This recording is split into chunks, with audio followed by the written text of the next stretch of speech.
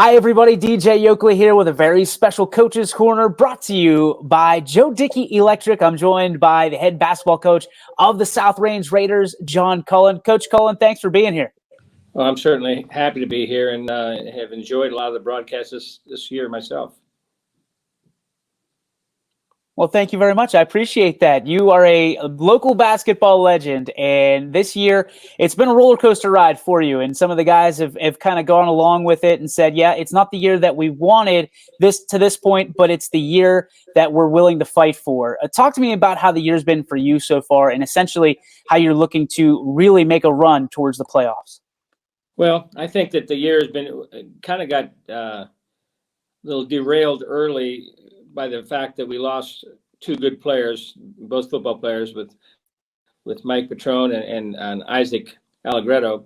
But we also gained a player with Jake coming out this year. So we had a certain amount of, with late, really good fall seasons, we had a certain amount of time trying to catch up and get things together. But now it seems like we're starting to catch up and starting to hit our stride a little bit. And our goal now is to make every game we play against these league teams better the second time around. We failed at Poland, but we did much better against Lakeview, much better against Hubbard. Hopefully we'll do much better against Struthers tonight. Yeah, I was just going to ask you, this is a very athletic Struthers team, one of the best in the entire area. Obviously, when you get in there, there's a game plan going in, but this is a team that can catch you in transition. What's the plan for the Wildcats tonight? Well, you hit the nail on the head. The first thing is there's certain things, if you don't take it away, you don't have much of a chance. You can't get into a rat game, which to me is defined as just like a game where you just run up and down and see who's the best at that kind of thing. We're not going to win that game. Okay, they're too good at that. They have too many athletes. They all average double figures, and that's when they're at their best. We got to make sure it's a game of discipline, of toughness, of doing the dirty work, and those are all things that we had an advantage in the first time and didn't just stick with it throughout the entire game. We were up by 6 at halftime, doing what we wanted to do, and then the second half, we lost focus a little bit, and that's the result of that was a 2-point loss. So when you look at this team, your team, essentially, you've overcome the adversity of the injuries, and now you guys are still really starting to come and gel together as a team. Could this be a very scary South Range team, correct? Well, if I'm one of the other teams in the tournament, I don't want to play us just because first of all, we played the top 3 Division III teams in the area, with Springfield, LeBray, and Waterloo, and we played 19 Division II teams. You name another Division III team in the state that did that, and I'll be shocked to hear it. The only team that's close to it is Central Catholic, who's also in our tournament. So when you look at your team, what's the strength of the 2019-2020 South Range Raiders? Well, when we're playing good, that's when you kind of define your strength. When we're playing good, we rebound very well. Like, for example, the first Struthers game, with the first 19 balls that came off the rim, we grabbed 18 of them at both ends. So we out rebounded them, just like we planned. But then the second part of that is, that's the strength of our team. Defensively, we're not as good individually as we've been in the past. So we have to be good collectively. And against Struthers, if you don't take away the driving lanes, you're in for a long night. And that's what we have to do tonight, is make sure that they're shooting the shots we want to get. Niles played them zone, and they just made them shoot the ball from the outside. And they only scored 39 points against them, and Niles had 37. The only problem is when people come into our gym, all of a sudden they must like the background here, but because they shoot the lights out in this gym, even when we're in good position. So we need to make sure that they're taking the shots we want them to take rather than the ones they want to take. And if we can do that and rebound the ball like we did, we'll have a good chance to win. You've got a good group of seniors this year. What's the strength of this group, and what are you relying on, and what's the legacy you think they'll leave behind this year? Well, the thing is, this group, besides Chris Brooks and Dante, nobody else had much varsity experience. And so it was a situation where you can't. The one thing, experience is the best teacher, but sometimes along the way, while you're teaching that and learning that, you take some lumps, which we have done. But by the same token, we've had some people that come along very quickly. And Chris Gandy's had a good year for us, and he had never played varsity basketball before. Nate Brown played a little bit. He's been phenomenal. He leads the state in charges taken with 27, and I don't know if there's anybody close to him in the state in that situation, which simply means he knows how to recognize people out of control and take them out of that type of thing. We've had a big surprise here, not a surprise, but we're really happy with the progression of Matt Lucas, who has just recently become one of our top players. And he had been injured in soccer and took a long time to recover from that. but now he's starting to hit his stride, and he could be a big impact in this game. So we have, and we have, let me think, who am I forgetting here? Dante, Chris, Matt. Oh, Justin Murray. Justin Murray in our preseason was one of our very best players. And, right now he hit the skids just a little bit, but he's starting to come back because he's demonstrated against very good preseason opponents that he can help us too. So if we have all 5 of those guys helping us, we have a pretty strong senior class. So when you look at everything, I mean, it sounds like you've kind of been building experience as you go this year for the outskirts of a couple of your guys. What has been the biggest surprise to you, pleasantly, that has really taken you by storm a little bit, if you will?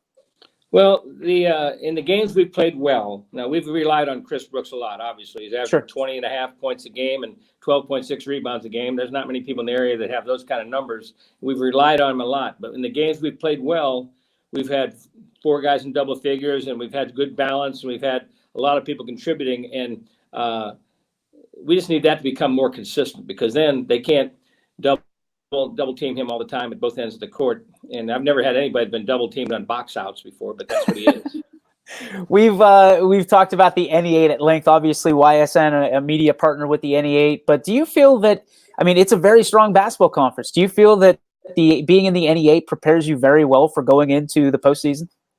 Well, I'd like to say that, but it hasn't in the past. We haven't done very well in the postseason as far as the district level is. We've been fine in the sectional level.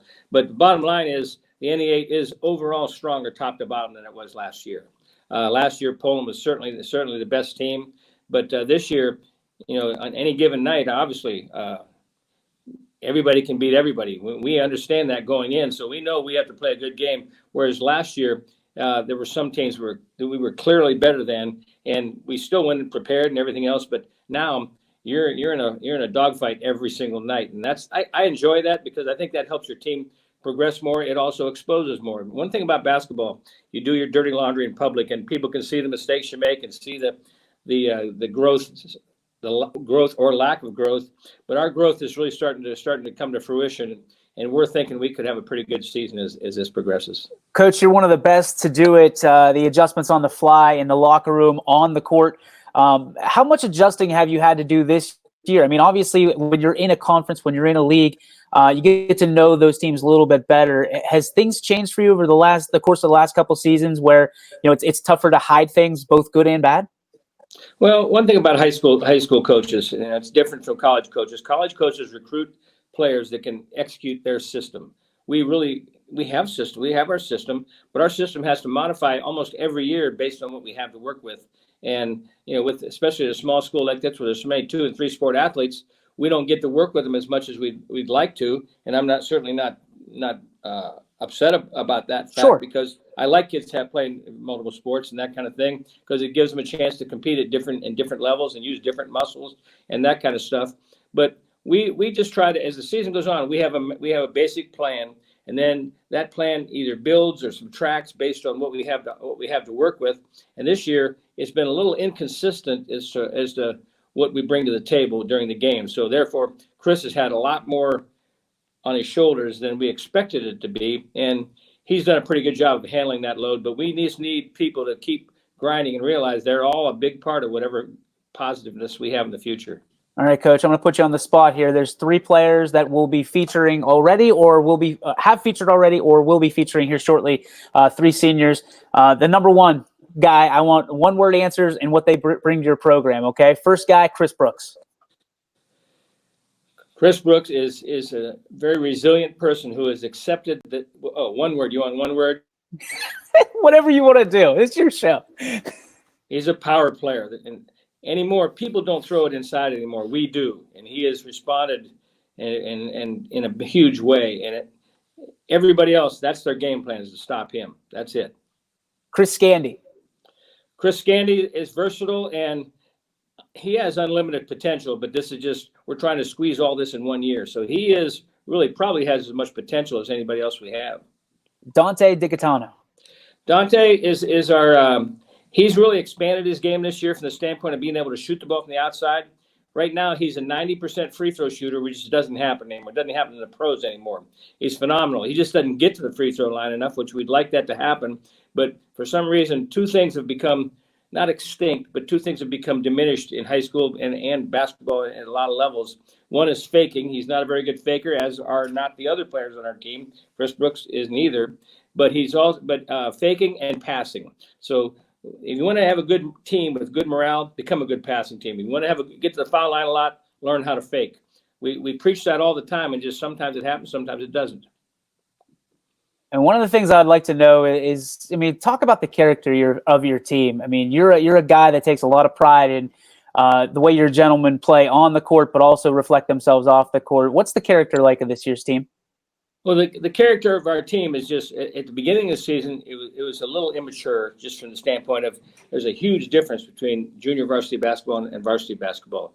And they have upgraded that part of the game. They're all good people. They're all good students. Academically, it's probably the best class I've ever had academically in our upper classes. But you can't, basketball requires a lot of other things, and it's taken them a little longer to learn that kind of stuff. So we were a little substandard early in the year as far as our basketball IQ, and that has grown exponentially. So we're really happy with how they're doing right now.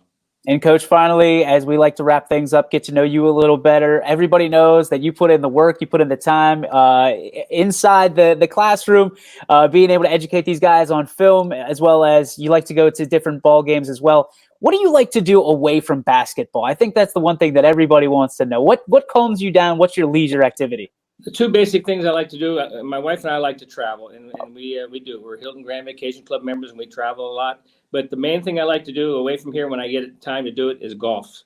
I practice or play probably 5 or 6 days a week in the summer, and I don't let it take the place of anything else I have to do and need to do, but I make sure busy people find time for things that are important.